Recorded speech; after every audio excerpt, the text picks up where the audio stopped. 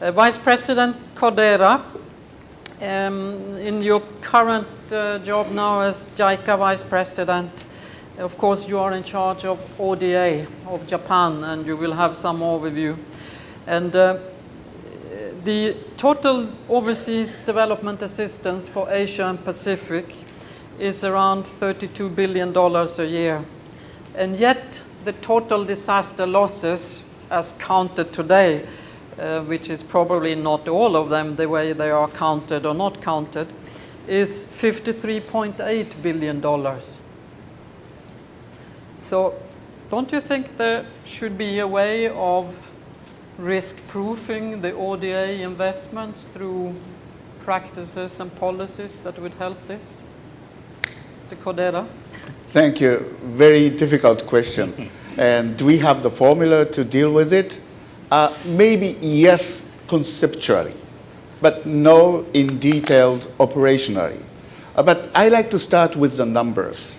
According to several US research institutes, the $1 pre-disaster investment saves 4 to 7 post-disaster reconstruction cost.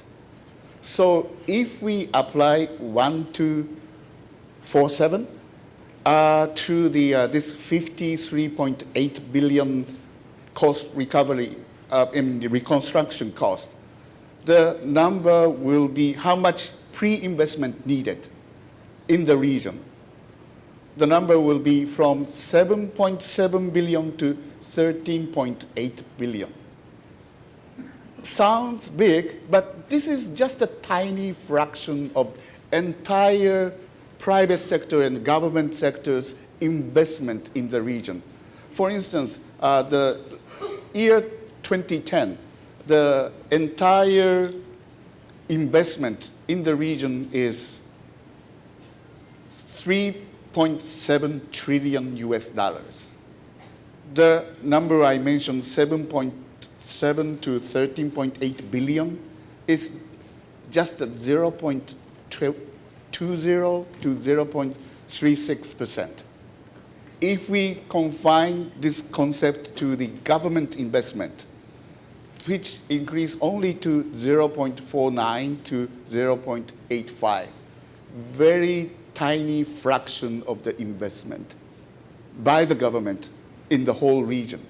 So the pre-disaster prevention investment is cheaper. Everybody knows this. However, the government and the private sector cannot act on it. Of course, government have to first identify where to invest, articulate the cost benefit, and if necessary, deepening its own financial market to help financing this, and assist design of insurance schemes. So we all know that this is a way to go. However, we have been failing to make this concept into the action. So what is the impediment to this? Probably, well, the earthquake and the floods are coming, but only in a few times per 10 years, 15 years time. So low probability, even if it has high risks. So important thing is how to raise risk awareness among the people, among the private sector. And this is a very important message from tsunami and earthquake. And Chair mentioned about the paradigm changes in the development world. And JICA known to be typical infrastructure bank. But new JICA, we really like to add 2 more spin. How to cope with adaptation issue from the climate change and this disaster relief, disaster prevention action. Additional cost is small, but how we should convince the government and our own people to put that small additional cost. This is the challenge. The risk awareness is something the government really have to work very hard. Professor Yokibe talked about the multiple defense and 100% funding from the government. Many people from the developing countries said, oh, this is too expensive option for us. It is not feasible. So what we should do, of course, JICA did lots of technical assistance, introducing the sophisticated simulation maps or seismic zoning system maps and so forth. And we help a lot. But important thing is make some plan based on the community-based action. This is important social aspect.